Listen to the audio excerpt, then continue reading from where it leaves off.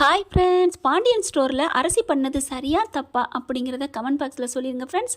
குமார திருத்துறேன் அப்படிங்கிறதுக்காண்டி அந்த வீட்டுக்கு போச்சா, அப்பா அம்மாவுக்கு தலைகுனிவு ஏற்படுத்திடக்கூடாது அப்படின்னு நினச்சி அந்த பிள்ளை அந்த வீட்டுக்கு போச்சா தாலியை கட்டிக்கிட்டு அப்படிங்கிறது தெரியலை. ஏன் இப்படி பண்ணிச்சுன்னு தெரியல. தைரியமாக எடுத்து சொல்லியிருந்துருக்கலாம். ஆனால் அதை விட்டுட்டு முட்டாள்தனமாக அவன் வீட்டுக்கு போயிட்டு எதை சாதிக்கிறதுக்கு போயிருக்குன்னு தெரியல. ஆனாலும் கதிர் மட்டும் நம்பவே இல்லைங்க. கண்டிப்பாக இது ஏதோ நடக்குது, தங்கச்சி மேலே எந்த தப்பு இல்லைன்னு சொல்லி பார்க்குறாங்க. ஆனால் தருதலை போயிட்டா விட்டுருப்பா அப்படிங்கிறாங்க. ஒரு வட்டம் அப்படின்னு சொல்லுவாங்க. அதே மாதிரி தான் இங்கே இப்போ நடந்திருக்கு. மீனா அப்பா தான் சொல்லிட்டு போகிறாங்க. நான் சொல்கிறேன், நீ எதையும் தப்பாக நினைக்காதம்மா, நீ அப்படித்தான் வீட்டை விட்டு போனப்போ நாங்கள் அந்த வலியை வேதனையை உணர்ந்தோம் அப்படின்ட்டு சொல்லாமல் சுருக்குன்னு ஏற்றிட்டு போகிறாரு. வாழைப்பழத்தில் ஊசி ஏற்றுறதுங்கிறது இதுதானோ அப்படின்னு தான் தோணுது. அடுத்து பார்த்தா எல்லாருமே அழுது தீர்ந்துடுறாங்கங்க. பாண்டியனும் கோமதி ஒரு காலத்தில் பண்ணலையா அப்படிங்கிற மாதிரி தான் இந்த மாதிரி வருது. ஏன்னா கர்மாவின் பலன் அப்படி வினை அப்படின்னு சொல்லுவாங்களா, அதுதான் நடந்துட்டுருக்கு. அவங்க பண்ணது இப்போ நடந்திருக்கா. என்ன கன்றாவியோ ஒன்றும் புரியவே இல்லை. அரசு எதை சாதிக்க போகிறாங்க அப்படின்னு பார்த்தா, இவன் பார்த்தா குமார் கம்முன்னு கம்கமாக இருந்துடுறான். நான் தாலி கட்டலை அப்படின்னு சொல்லுவான்னு பார்த்தா அப்படியே அமைதி. பெரியப்பா அப்படி இல்லைப்பா பெரியப்பா, இப்படி இல்லைப்பா பெரியப்பா அப்படிங்கிறான். அதே மாதிரி சத்திவேலுன்ட்டே என்னடா பண்ணி தொலைஞ்ச, ஏன்டா அப்படி பண்ண, என்னையே தெரியாமல் ஏன்டா அப்படி பண்ண அப்பன்ட்ட கூட சொல்ல மாட்டேங்கிறாங்க. கம்கமாக கல்லூலி மங்க மாதிரி இருக்கான். ஃபர்ஸ்ட் நைட் ரூம்குள்ளே வேற விடுறாங்க. அங்கே பார்த்து அந்த பிள்ளை பயங்கரமாக அல்ட்டா பண்ணுது. ஏய் எதுக்கு நீங்கள் வந்தால் இங்கெல்லாம் நீ வரக்கூடாது அப்படிங்கிற மாதிரி குமார் கத்த. யாரை பார்த்து என்ன பேசுகிற, வாழை ஒட்ட நறுக்கிறவேன் அப்படின்னு ஆயுதத்தை எடுத்து கழுத்தில் வச்சிடுறாங்க. ஐயோ என்ன இவன் இந்த மாதிரி பண்ணுறாளே அப்படின்னு குமார் ஒரு நிமிஷம் அரண்டு போகிறான். ஏங்க குமார திருத்தருக்காக வந்த பிள்ளைங்க வந்திருக்கு. உலகத்துக்கு முன்னாடியே தெரியும், எல்லாருக்கும் தெரியும் அவன் கேவலமானவன், இந்த மாதிரி கடத்திட்டு போயிட்டான்ப்பா அப்படின்னு குய்ய முயன்னு அழுதுருக்கலாம். ஆனால் அந்த பிள்ளை எதையும் சொல்லலை, அப்படியே சைலண்ட்டாக இருந்துருது. அம்மாச்சிக்கு தாங்க சந்தோஷம். ஏன் பேத்தி என் வீட்டுக்கு வந்துட்டான்னு ரொம்ப சந்தோஷப்படுது. நாட்டாமல் பூந்து இப்படியே ஒரு இது பேசுவாங்களே, தைரியம் எங்கேருந்து வச்சுன்னு தெரியல அப்பத்தாவுக்கு. ஓய் போங்கடா, இப்போ என்னடா என் பேத்தி கல்யாணம் பண்ணிட்டா முடிஞ்சு போச்சு விடுங்க அப்படி இப்படிங்கிறாங்க. இங்கிட்டு அம்மாவும் பிள்ளைங்க எல்லாருமே வீட்டுக்குள்ளே போய் அழுகுறாங்க. மீனாவுக்கு நம்பிக்கையே இல்லை, இதில் ஏதோ நடந்துருக்கு. ராத்திரி வரைக்கும் அவள் சந்தோஷமாக தான் இருந்தா. அத்தை எனக்கு அரசி மேலே எந்த தப்பு இல்லை, ஏதோ சொல்லி மிரட்டி வச்சுருக்கான், அதனால தான் இது கல்யாணமே நடந்திருக்காதான் எனக்கு தோணுது அப்படிங்கிறாங்க. மறுநாள் பார்த்தீங்கன்னா இங்கே தான் பிடிச்சி அவள் ரொம்ப இது பண்ணிடுறாள். அதனால் குமார் ஒன்றும் பண்ண முடியல, வெளில போயிடுறாரு. இங்கே போயிடுறான். அவனுக்கெல்லாம் என்ன மரியாதை. காலையில் பார்த்தீங்கன்னா அதாவது கேரக்டருக்கு சொன்னேங்க. அடுத்து பார்த்தீங்கன்னா மறுநாள் வெளியில் வந்துட்டு அப்படியே பார்க்குறாங்க. அம்மா அம்மா அப்பா தர்றாங்களா, அம்மா தர்றாங்களான்னு. என்னடி பெரிய இவன் மாதிரி போயிட்டு தாலியை கட்டிட்டு போயிட்டேன், அப்புறம் என்ன அம்மா அப்பா மன்னிப்பு கேட்டு என்ன புண்ணியம். கதிர் வெளியில் வராங்க, வந்ததோட பார்க்குறாங்க. அரசி நின்று ஏக்கத்தோடு பார்க்குது. அப்படியே கதிருக்கும் ஒரு மாதிரி ஆகுது. என்ன நடக்குதுன்னே ஒன்றும் புரியல. ஏன் அரசி இப்படி பண்ணங்கிற மாதிரி பார்க்குறாரு. என் மேலே ஒரு தப்பு இல்லைன்னா நான் என்னென்னா பண்ணுவேன் அப்படின்னு ஜாடையில் இந்த பிள்ளைங்க எது சொல்லுது. அடுத்து பார்த்தா இங்கே வீட்லேயும் அவங்க சித்தி, அவங்க சின்ன மாமியார் பெரிய மாமியார் எல்லாருமே ஏம்மா நீ இவனை கல்யாணம் பண்ணிக்கிட்ட, முடியாதுன்னு சொல்ல வேண்டியதானே அப்படிங்கிறாங்க. அத்தை அதனால என்ன அத்தை, அவர் எனக்கா உயிரே விடுறேன்னு சொன்னார், அப்படிப்பட்டவருக்கா நான் தாலி கொடுக்குறதுல என்ன தலையை கொடுத்தேன். எங்கள் அப்பா அம்மாவை நான் ஒன்றும் மிஸ் பண்ணலை, பக்கத்தில் தானே இருக்கிறாங்க, பாவம் இல்லையா உங்கள் பிள்ளை, நீங்கள் பிள்ளைக்காக பேச மாட்டீங்களா அத்தை அப்படின்னு அரசி சொல்ல. யாரை பார்த்துட்டு என் மாமியா என் அம்மா போய் மாமியாங்கிற அத்தைங்கிற, இங்கே பார் உனக்கு எனக்கு எந்த சம்மந்தம் இல்லை, ஓடி போய் வீட்டை விட்டு அப்படிங்கிற கிளவி வந்துடுதுங்க. அப்பத்தா என்னடா ஏன் பேத்திடா, நான் உயிரோடு இருக்கிற வரைக்கும் நீ அசைக்க முடியுமா அவளை, என்ன நினச்சிட்டு இருக்க, அவளை ஏன்டா நீ விரட்டுற, ஏன் அப்போ விரட்டுறவன் ஏன் தாலி கட்டணும், ஏன் கூட்டிகிட்டு போகணும், ஐயோ பாட்டி நான் தாலியெல்லாம் கட்டலை அப்படின்னு கத்துறாங்க. என்னடா தாலி கட்டலைங்கிற, அவள் சும்மா சொல்கிறா, நான் இந்த தாலிக்கு எனக்கு எந்த சம்மந்தம் இல்லை அப்படி இப்படின்னு கத்திட்டு, வெளியில் போடி நீங்கள் இருக்கவே கூடாது அப்படின்னு சொல்லிட்டு தரன்னு இழுத்துட்டு வரான். அப்படியே கையை பிடிச்சி ஒரு தட்டிட்டு ஒரு ஓங்கி ஒரு அறை கொடுக்குறாங்க.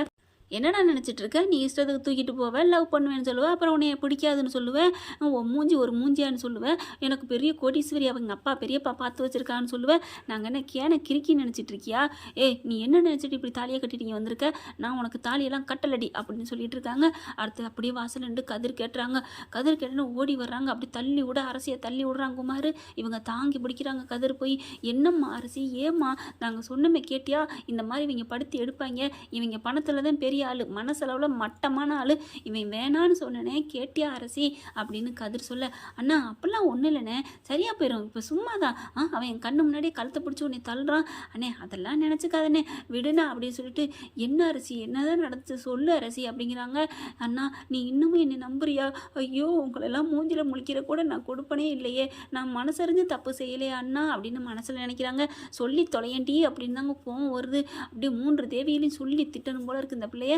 அடுத்து பார்த்தா சொல்லவே மாட்டேங்குது. குமார் வந்து உன் தங்கச்சியை கூட்டி போடா, நான் அவளுக்குலாம் தாலி கட்டலடா, கூட்டிட்டு போடா அப்படிங்கல. ஏங்க எங்கள் அப்பா அம்மா மேலே உள்ள கோவத்தில் என்னையை விரட்டுறீங்க, தாலி கட்டலேன்னு சொல்கிறீங்க, அப்படிலாம் சொல்லாதீங்க, உயிரை விட்டுருவேன்னு அழுதிங்க, என் காலை பிடிச்சி கெஞ்சினீங்க, அதனால தான் நான் சம்மதிச்சேன். இல்லைன்னா எங்கள் அப்பா அம்மா அண்ணன் தம்பி அண்ணி எல்லாரும் என் மேலே எவ்வளோ உயிராக இருந்தாங்க, அவங்கள விட்டுட்டு வரணும் எனக்கு என்ன தலையெழுத்தா, அப்படிலாம் சொல்லாதீங்க மாமா அப்படிங்கல. ஐயோ மாமாங்கிறாலே, உன்னை என்னை கண்டாலே பிடிக்கலடி, அப்புறத்துக்கு என்னை கூட்டிகிட்டு போய் தாலி கட்டினீங்க, நான் எங்கடி உன்னை கூட்டிகிட்டு போனேன், கடத்திட்டு போனேன்டி அப்படிங்கல.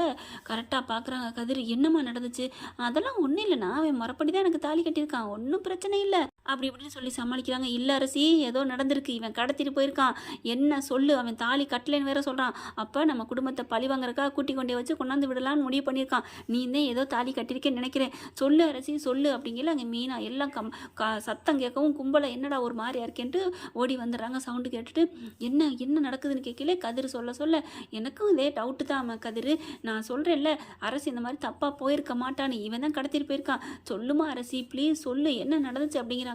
இங்கே பாருங்க, உங்கள் வீட்டு மகளை கூட்டிகிட்டு போங்க, இந்த வீட்டுக்கும் இவளுக்கு எந்த சம்மந்தம் இல்லை, இவன் வந்து நடிக்கிறா, நான் இவளுக்கு தாலியெல்லாம் கட்டலை அப்படி இப்படின்னு வளர்றேன். கதிர்வல் தாலி கட்டலேருந்து தானே ஓங்கி அடிக்க போகல. அரசி வந்து அண்ணா அவன் சும்மா சொல்கிறாருன்னா அதுக்காக அவங்கள போய் அடிக்காதீங்க, அவர் தான் எனக்கு மறுபடி தாலி கட்டிருக்காரு, நீங்கள் யாரும் என் விஷயத்தில் தலையிடாதீங்க, நீங்கள் போங்க அப்படின்னு சொல்ல பார்க்குறாங்க மீனா. இங்கே பாரு அரசி, நீ இப்போ கூட சொல்லு, ஒன்றும் பிரச்சனை இல்லை, இவனை வெட்டி துண்டை கண்ணந்துனா போட்டுட்டு ஜெயிலில் வச்சுவிட்டு நீ நம்ம வீட்டுக்கு வாடா, நீ உண்மையை சொல்லுடா அப்படிங்கிறாங்க. அண்ணி என்னை மன்னிச்சிருங்க அண்ணி, நான் என்ன அண்ணி பண்ணுறதுன்னு ஜாடையிலே அழுகுறாங்க. அதுக்கப்புறம் இல்லை அவர் தான் எனக்கு தாலி கட்டினார், அவர் சும்மா சொல்கிறாரு, நான் கிளம்புறேன் நீங்கள் போங்க அப்படின்னு சொல்லி வீட்டுக்குள்ளே போயில. எங்கேடி வீட்டுக்குள்ளே வர, வீட்டுக்குள்ளே வராதடி, நீ போடி, உன் அப்பா ஐ வீட்டுக்கே போ, உனக்கு எனக்கு எந்த சம்மந்தம் இல்லை அப்படின்னு கழுத்தை பிடிச்சி வெளியில் தள்ளுறான். அரசி அப்படியே அழுதுட்டு நிற்கிறாங்க. என்னடா நினச்சிட்டு இருக்க, நீ பாட்டுக்கு தாலி கட்டுவ, இப்போ வேணான்னு சொல்லுவா, நான் தாலி கட்டவே இல்லடி, உன்னை நான் கடத்திட்டு தான் நீ போனேன், இப்போ என்னடி பண்ணணும்னு நினைக்கிறேன் அப்படின்னு சொன்னோன்னே அப்படியே ஆடி போகிறாங்க எல்லாருமே. பாண்டியன் கோமதி அப்படியே அதிர்ச்சியாக நிற்கிறாங்க. அப்படியே அரசி பார்க்குது. அப்புறம் அப்படிங்கலையே, உன்னை ஒரு நைட் ஃபுல்லாக வச்சுருந்தேன்னு சொல்லி உன்னை பழிவாங்க தாண்டி கூப்பிட்டு போனேன், உனக்கு நான் தாலி கட்டலடி அப்படிங்கிற முத்துவேல் வந்துடுறாரு. டேய் என்னடா சொல்கிற, ஆமாம் பெரியப்பா, இந்த குடும்பத்தை பழி வாங்குறக்காக நான் பண்ணேன் அப்படிங்கிற ஊர் ஜனம் எல்லாம் வந்துடுதுங்க. சண்டை நடந்துட்டுருக்கு. என்னங்கய்யா ரெண்டு குடும்பத்துக்கும் பொழுது விழுந்து பொழுது போனால் பெரும் சண்டையும் அக்கப்புறமாக இருக்குது அப்படிங்கிறாங்க. அதுக்கப்புறம் அப்பா என்ன நடந்தாலும் சரிப்பா, எனக்கு நான் வந்து இவளோட வாழலை, இவளை பார்த்தாலே பிடிக்கலப்பா, ஏதோ நீ சொன்னேங்கிறக்காண்டி லவ் பண்ணுற மாதிரி நடிச்சேன்ப்பா அப்படின்னு முத்துவேலு சக்திவேலை பார்க்க. என்னது உன் அப்பே சொன்னானா, ஐயோ என்னையை கோத்து விட்டுட்டானே, படுபாவி படுபாவி அப்படிங்கிற. பிள்ளையாடி பெற்று வச்சிருக்க, அப்பனை கோத்து விடுறதுலே ரெடியாக இருக்கான் அப்படின்னு சொல்லல. என்ன சக்திவேலு அப்படிங்கிற. அண்ணே அதெல்லாம் இல்லைண்ணே, அது வந்து அவன் தான் உண்மையை சொல்லிட்டானே, அப்புறம் என்ன அப்படின்ட்டு. என்னடா குமார் சொல்கிற, உன் அப்பா ஐடியா தானா அப்படின்னு அவங்க பெரியப்பா சொன்னோன்னே. பெரியப்பா அதெல்லாம் இல்லை பெரியப்பா, அவருக்கு இதுக்கு எந்த சம்மந்தம் இல்லை, நானாக தான் அவளை பழிவாங்கன்னு நினச்சேன், அவங்க குடும்பத்தை பழிவாங்கணும், நம்மளை எப்படி அசிங்கப்படுத்திட்டு கூட்டிகிட்டு போனா, நம்ம அத்தையும் கூட்டி போனா, நம்ம தங்கச்சியை கூட்டி போனா, சே இதில் நம்ம அத்தைன்னு சொல்லக்கூடாது, தங்கச்சின்னு சொல்லக்கூடாது, அப்படிப்பட்ட நான் எப்படி அந்த வீட்டு பொண்ணை போய் கர்ம அப்படின்னு சொன்னா ஓங்கி ஒரு அறை கொடுக்குறாங்க. அரசி தூணு காரி துப்புறாங்க. இப்போ தெரியுதாடா உன் வாயிலேருந்து உண்மையை வர வைக்கத்தான் நான் எல்லாம் நடித்தேன் அப்படின்னு சொன்னோன்னே அப்படி பார்க்குறாங்க பாண்டியன் கோமதி எல்லாம். எனக்கு இவன் தேவையே இல்லைப்பா, ஆனால் என்ன மாதிரி பண்ணான்னு தெரியுமா, ஒரு ராத்திரி பூரா என்னை கையை கட்டி வாயை கட்டி என்னை பாத்ரூம் கூட போக விடாமல் பண்ணி வச்சுருந்தாப்பா. இவனை நான் என்ன பண்ணேன், இவனை வீட்டில் இருந்து பொழுதுக்கு அவனை சித்திரவதை பண்ணணும் தான் நான் தாலியை கட்டிகிட்டே போனேன். ஆனால் இந்த மாதிரி இவன் சொல்லிட்டான், இவனை நான் சும்மா விட மாட்டேன்ப்பா, கம்ப்ளைண்ட் பண்ணி உள்ளே தள்ளுங்கப்பா, இப்போ பேசுனது பூரா இருக்குல்ல, இவன் பேசிட்டானே, நான் பேசுனதெல்லாம் எப்படி உன்னால் சாட்சியாக சொல்ல முடியுமா அப்படிங்கல. அங்கே தங்கமேல் என்ன பண்ணுறாங்க, நான் எல்லாத்தையும் வீடியோ எடுத்துட்டேன் அரசி அப்படின்னு சொல்லி காமிக்கிறாங்க. அப்படின்னு சொல்லி பறிக்க போகிறேன். சக்திவேலு யார் பொண்டாட்டி மேலே யாரா கை வைக்கிறது, அவள் என் பொண்டாட்டி மேலே நீ கை வைப்பியா அப்படின்னு சரவணை பாயிறாருங்க. தங்கமேலுக்கு உடனே சந்தோஷம் தாங்கலை. ஏன்னா அவங்க பிரச்சனை தலைக்கு மேலே இருந்துச்சு இல்லையா, ஏன்னா அரசி கல்யாணம் முடிஞ்சாலும் சொல்லி கொடுத்துருவேன்னு இப்போ தான் தரியணத்தை போட்டுட்ருக்கு. இவங்க கப்பலே துடுப்பு இல்லாத ஆள் மாதிரி, மாலும் இல்லாத கப்பல் மாதிரி அப்படியே தங்கத்தக்கன்னு தண்ணிக்குள்ள கடந்து தவிக்குது. அப்படி இருக்கிற அடுத்தவங்க கப்பலையும் பார்க்க போகிறாங்க. இந்த தங்கமேல் பிரச்சனையை விட்டுருவாங்க. அதுலேயும் இல்லாமல் இப்போ வந்து இந்த பிள்ளை நல்லது பண்ணுதா, உடனே சரவணன் இப்படி பேசணும்னு சந்தோஷம் தாங்கலை. இப்போ இந்த வீடியோ வச்சு நான் உனக்கு கால் பண்ணுறேன்டான்னு போலீஸுக்கு கால் பண்ணுறாங்க. உன்னை நான் உள்ளே வைக்கிறேன்டா அப்படிங்கிற போலீஸ் வந்துடுது. இங்கே பாருங்க அப்படின்னு சொல்லி காமிக்கிறாங்க. பார்த்தா பத்திரிக்கை டிவி எல்லாத்துக்கும் கால் பண்ணி ராஜி மீனாவும் சொல்லிடுறாங்க. எல்லாரும் வந்துடுறாங்க. வந்த கையோட பார்க்குறாங்க, என்னது ஒரு பொண்ணை இப்படிலாம் கடத்திட்டு இப்படி வேணான்னு பண்ணானா அப்படின்னு சொன்னோன்னே, உங்கள் கண்ணு முன்னாடி இதை தாலி ஆக்குறேங்க, இது நானாக கட்டிக்கிட்ட தாலி தான், எங்கள் குடும்பத்தை கெடுக்கணும், அசிங்கப்படுத்தணும், எங்கள் அப்பாவும் எங்கள் அம்மாவும் தொங்கணுமா தூக்கல அப்படி சொன்னதுனால தான் இவன் வாயிலேருந்து உண்மையை வர வைக்கணும்னு இப்படி பண்ணேன். நேற்று ஃபுல்லாக வாயை திறக்கலையே, ஆனால் இன்னைக்கு திறந்துட்டான் அப்படின்னு சொன்னோன்னே, அது வந்து டேய் நான் தான் தாலி கட்டினேன்னு சொல்லுடான்னு சக்திவேல் சொல்ல, இனி எங்கிட்ட சொல்கிறது, அதான் வெட்ட வெளிச்சமாக சொல்லிட்டானே கட்டலைன்னு, ஒன்றும் பண்ண முடியாது, வாய்ப்பில்லை ராஜா வாய்ப்பில்லை. பார்த்தா போலீஸ் அப்படியே அள்ளுது. ஏன்டா என்னடா நினச்சிட்டு இருக்கீங்க, அந்த குடும்பத்தை எப்போ பார்த்தாலும் கடத்திட்டே இருப்பியா, அப்படி என்னடா பண்ணிட்டாங்க, உண்மையாக லவ் பண்ணாங்கடா கல்யாணம் பண்ணாங்கடா, உன்ன மாதிரி போலித்தனமாக லவ் பண்ணால் எப்படா பொண்ணு கொடுப்பான், நீ உண்மையிலே ஒரு வேளை நீ லவ் பண்ணியிருந்தா நான் மனசார எங்கள் அப்பா அம்மாட்ட சொல்லி உன்னை ஏற்றிருந்திருப்பேன்டா, ஆனால் சொன்னப்பாரு உன்னையெல்லாம் எவண்டி லவ் பண்ணனு, அப்போவே நான் செத்துட்டேன்டா, ஆனாலும் இப்படி ஒரு காதல் பேரை சொல்லியாடாச்சே, இப்படியாடா எங்கள் வீட்டில் யாரும் ஏமாத்தினாங்க, மனசார விரும்பி தானே கல்யாணம் பண்ணாங்க, உன்ன மாதிரி பொறுக்கித்தனம் பண்ணலை அப்படின்னு அரசி சொல்கிறாங்க. இன்ஸ்பெக்டர் இவங்களை அரெஸ்ட் பண்ணி கூப்பிட்டு போங்க அப்படிங்கிறாங்களா. அதுக்கப்புறம் குமாரை கைது பண்ணிடுறாங்க. அப்போ தான் வந்து ஏண்டி அப்போ நீ என் வீட்டுக்கு மருமகளா வரலையா அப்படிங்கல, என்ன அப்பத்தா என்றைக்குமே நான் உன் வீட்டு பேத்தி தான், அப்பத்தா மருமகளா வந்தால் தான் உன் வீட்டு பிள்ளையா நான் அப்படிங்கிறாங்க. அதுக்கப்புறம் கோமதி பாண்டியன் எல்லாரும் அரசியை வந்து கட்டி பிடிச்சிக்கிறாங்க. மன்னிச்சிருன்னு அழுகுறாங்க. அதுக்கப்புறம் எங்கள் அன்னைங்க மட்டும் என்னை நம்புனாங்க பற்றியலா, அதுக்கெல்லாம் நான் கொடுத்து வச்சிருக்கணும், அப்பேற்பட்ட அன்னைங்க மத்தியில் நான் பிறந்துட்டு எப்படி இந்த மாதிரி தப்பு செய்வேனாப்பா, நீங்கள் எப்போ 2 பேரும் என்ன நம்பலை அப்படின்னு அழுகுறாங்க. இது எல்லாமே லைவாக டிவியில் ஓடிட்டுருக்குங்க. அப்படி மொபைல் எல்லாத்துலையும் போயிட்டுருக்கு. சிட்டா பறந்து வராங்க, அப்படி போலீஸ் வர்ற வரைக்கும் நிற்கிறாங்க. எல்லாம் பேசுனது பூரா வீடியோக்காரங்க வீடியோ எடுத்து போட, அங்கே பார்த்தீங்கன்னா அவங்க அக்கா பிள்ளை எல்லாம் பறந்து வராங்க. வந்த கையோட பார்க்குறாங்க. மாமா அரசி மேலே எந்த தப்பு இருக்காது நான் நினச்சேன் மாமா, அதான் எந்த தப்புமே இல்லை மாமா, எனக்கு பாவமாக இருக்கு மாமா, அரசி நீ என்னை விட்டுட்டு ஏன் அரசி போன அப்படிங்கல, என்னை மன்னிச்சிருங்க சதீஷ், நான் மனசாலாம் அவன் வீட்டுக்கு போகணும்னு போகலை, அவனை வந்து உண்மையை வாயிலேருந்து வர வைக்கணும் அப்படிங்கிற காத்தான் போனேன், அவன் கல்லூரி மங்கே அவன் கடைசி வரைக்கும் திறக்கலை, இன்னைக்கு நான் கொடுத்த குடுப்பில் உண்மை வந்துருச்சு பார்த்தீங்களா அப்படிங்கிறாங்க.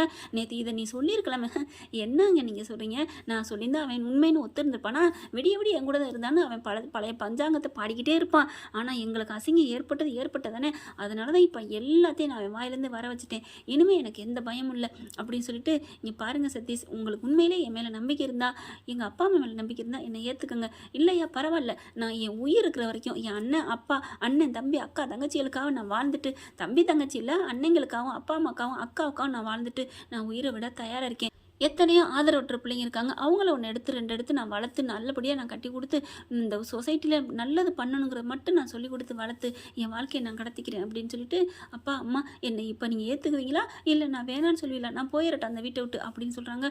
அரசி டக்குன்னு கிளம்ப போகிறாங்க. அரசி நில்லுமா அப்படின்னு சொல்லிட்டு 3 அண்ணங்க அம்மா அப்பா அப்படி வந்து முன்னாடி நிற்கிறாங்க, கையை பிடிக்கிறாங்க. நாங்கள் பாடுறா உனக்காக குடும்பமே இருக்கோம் அப்படின்னு சொல்கிறாங்க.